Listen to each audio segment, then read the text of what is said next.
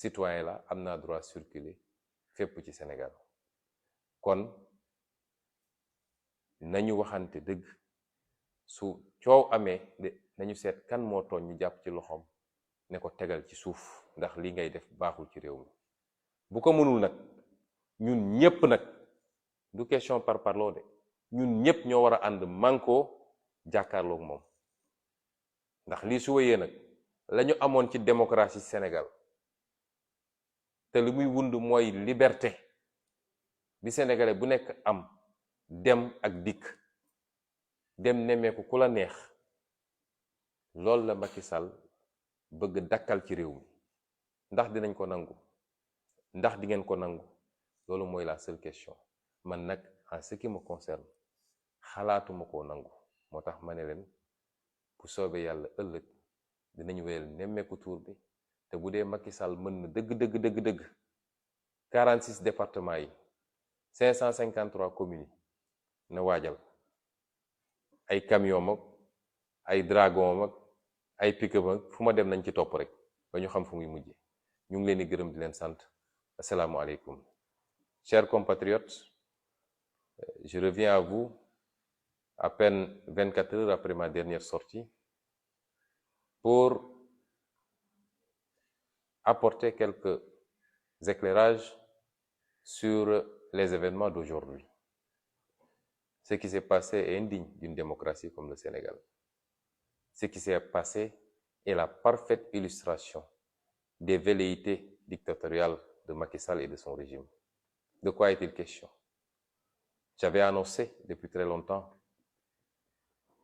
notre programme de tournée nationale. En tant qu'acteur politique, c'est un minimum que de sillonner le pays à la rencontre des Sénégalais. Pour échanger, recueillir leurs doléances, vivre avec eux leurs problèmes, mais également pour partager avec eux les solutions que nous proposons pour amener le Sénégal à un autre niveau. Cette tournée, nous l'avons démarrée aujourd'hui. Vous m'avez tous entendu hier dire clairement que je n'appelle à aucune mobilisation, aucun attroupement, parce que je ne suis ni en campagne électorale et je ne suis pas venu pour un meeting. Le concept du Nemmeeku Tour, qui peut signifier en français rendre visite aux citoyens là où ils habitent. Le concept du Nemmeeku Tour, c'est effectivement d'aller au plus près des réalités des Sénégalais. Et c'est pourquoi quand nous entrons dans une localité, particulièrement le milieu rural, nous allons rendre visite aux autorités religieuses, aux chefs de village. Nous allons rendre visite à nos militants, chez eux. Et il se trouve que par la grâce de Dieu, nous avons atteint un niveau de popularité dans ce pays qui fait qu'à chaque fois qu'on est annoncé quelque part, les populations se mobilisent spontanément, certains par sympathie, d'autres parce qu'ils sont carrément partisans, et d'autres par curiosité. Mais les citoyens se mobilisent spontanément pour venir nous rendre visite, pour venir à notre rencontre. Et aujourd'hui, nous avons commencé cette journée. Nous avons pu commencer par la commune de Ndiaganiao pour présenter des condoléances.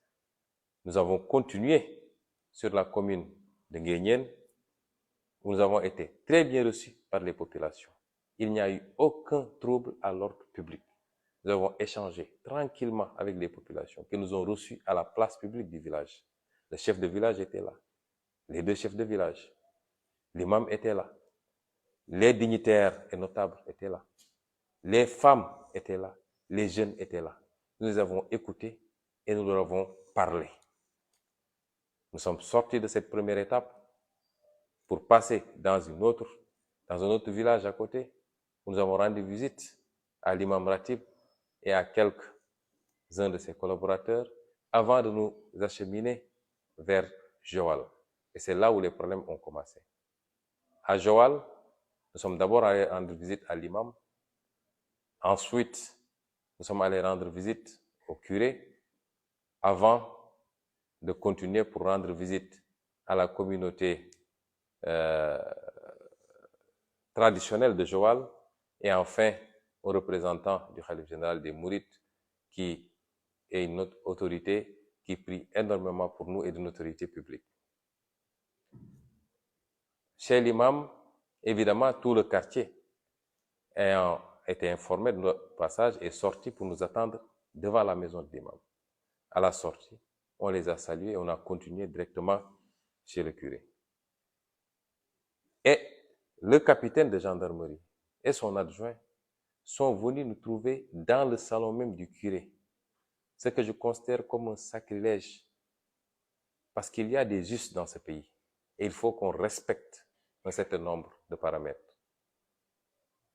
Pour dire qu'il avait besoin de me parler parce qu'il a reçu une réquisition du préfet du département. Je lui ai demandé poliment d'évacuer la salle et de nous laisser terminer parce que j'aurais été chez certaines autres autorités religieuses de ce pays, ils n'auraient jamais eu le courage de venir nous trouver à l'intérieur pour faire ce qu'ils ont fait aujourd'hui. Et quand on est sorti de là-bas, il nous a parlé d'une réquisition, nous lui avons demandé de nous la présenter, ce qui fut fait, et nous avons vu que dans cette réquisition, le préfet leur demandait de maintenir l'ordre, ce qui est tout à fait de l'ordre du normal, c'est leur travail, ou de rétablir l'ordre si celui-ci venait à être perturbé, et que cette injonction valait de la date d'aujourd'hui où nous démarrons notre tournée jusqu'à la fin de cette tournée dans le département, c'est-à-dire le 25. Je me suis adressé à ce capitaine pour lui dire qu'ils étaient en train de créer des problèmes là où il n'y en avait pas. Que depuis que je suis entré dans le département, il n'y a jamais eu trouble à l'ordre public. Et que c'est leurs agissements qui risquaient de créer justement ces troubles à l'ordre public. Et qu'ils ne peuvent pas venir me trouver chez une autorité religieuse, à l'intérieur de son salon, pour me parler de troubles à l'ordre public. Et nous sommes sortis de là-bas pour nous acheminer vers l'étape suivante. Et c'est là-bas qu'ils ont commencé à tirer des grenades lacrymogènes contre les jeunes badauds qui étaient sortis spontanément parce qu'ils ont appris que j'étais de passage. C'est indigne d'une république, ces comportements. Notre gendarmerie nationale doit être redéployée à autre chose qu'à ces basses besognes. Et je peux vous assurer que j'ai même pitié de ces gendarmes qui sont des citoyens comme nous, ont leur ressenti et savent très bien que ce qu'on leur fait faire, s'ils avaient le choix, ils n'auraient jamais fait. Et c'est dommage, et c'est à l'image de celui qui est à la tête de cette gendarmerie nationale aujourd'hui. C'est dommage parce que c'est la gendarmerie aujourd'hui qui trouble l'ordre public au lieu de le maintenir. C'est dommage parce que, à force de se comporter comme ça, ils ont fini par créer une situation de défiance systématique vis-à-vis des forces de l'ordre. Parce que durant tout le temps qu'ils sont livrés à ces tirs de grenades lacrymogènes, ce qui était frappant, c'est qu'aucun jeune n'a bougé de là où il était. Et c'est une autre république que nous voudrions que cette image d'une gendarmerie désacralisée pour faire des tâches politiques, voire politiciennes.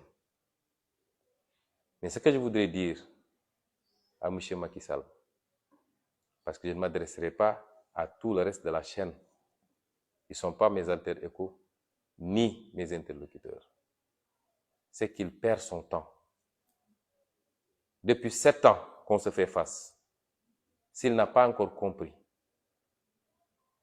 qu'il ne m'inspire aucune peur quand je le vois agir ou parler, c'est un tout autre sentiment qui m'anime que la peur. De lui et de moi, s'il y a quelqu'un qui éprouve ce sentiment de peur vis-à-vis de l'autre, tous les Sénégalais savent que c'est Macky Sall. Caché derrière sa gendarmerie, caché derrière sa police, caché derrière sa justice, caché derrière ses renseignements généraux, caché derrière ses partenaires étrangers qui lui donnent tout ce qu'il veut en termes de moyens de répression. Mais malgré tout, il est passé même de la paranoïa à la schizophrénie. Parce que ces comportements sont des comportements schizophrènes. Et je voudrais demander à tous ceux qui, dans ce pays, sont épris de justice, mais surtout de paix, tous ceux qui tiennent à la stabilité de ce pays, je voudrais leur demander, en tout cas à tous ceux qui peuvent avoir la possibilité de lui parler, de le ramener à la raison. Parce que ce pays ne sera jamais transformé en une dictature. Les Sénégalais se sont beaucoup battus pour avoir ce niveau de démocratie que nous envie tout le monde. Et ce ne sera pas avec Macky Sall qu'on tombera dans une ère de dictature. La Constitution garantit un certain nombre de libertés, parmi lesquelles la liberté d'aller et de venir, la liberté de réunion et la liberté d'association. Macky Sall n'est pas au-dessus de la Constitution. Lui, il peut se permettre d'organiser ses balades quand il veut, des simulacres de balades, des mises en scène dignes du Grand Théâtre ou de Sorano. Mais nous n'avons pas le droit d'organiser nos sorties. Et si c'est un crime aujourd'hui d'être populaire, nous sommes d'accord d'être pénalisés. Nous n'avons pas besoin d'appeler les Sénégalais pour qu'ils sortent. Par la grâce de Dieu, nous avons atteint ce niveau. Je le dis sans pédanterie, je le dis avec toute l'humilité qu'il faut, mais c'est ça la réalité aujourd'hui au Sénégal. Et je continuerai avec tout mon staff, parce que la gendarmerie nous dit que nous n'avons pas le droit d'avoir un convoi. Au nom de quoi? Je ferai une tournée nationale dans une seule voiture, moi seul Ousmane Sonko, ou moi et mon chauffeur et un garde du corps. Jamais. Je rappellerai aux Sénégalais et au monde entier que de 2009 à 2012, Macky Sall a fait le tour du Sénégal. Lui-même, il s'en vante en disant qu'il a fait plus de 4000 villages ou je ne sais pas quel autre chiffre. Il a fait le tour du Sénégal. Ce que je suis en train de faire. Abdoulaye Wade ne lui a jamais interdit de faire ces tournées-là. De 2009 à 2012. Et aujourd'hui, il veut nous interdire à nous de faire ces tournées. Au nom de quoi? En réalité, cette schizophrénie cache mal une réalité. C'est que dans leur stratégie, ils ont toujours voulu cantonner l'opposition à Dakar, créant tous les jours un nouveau sujet de débat futile, amplifié par les médias et les réseaux sociaux. Des débats qui relèvent plus du fait divers que de la réalité du vécu des Sénégalais. Et c'était ça leur stratégie.